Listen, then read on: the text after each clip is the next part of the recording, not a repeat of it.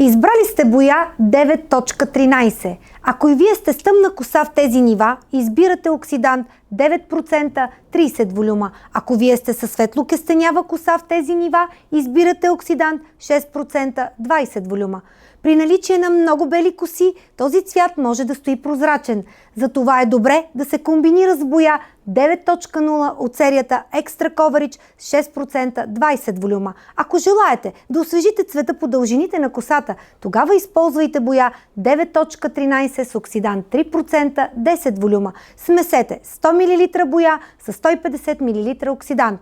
Препоръчваме ви да нанасяте боята обилно и равномерно. Време на престой 40 минути. През последните 5 минути разнесете по дължините, за да освежите цвета, след което изплъкнете. За дълготраен цвят и защита използвайте продуктите на Миаманте.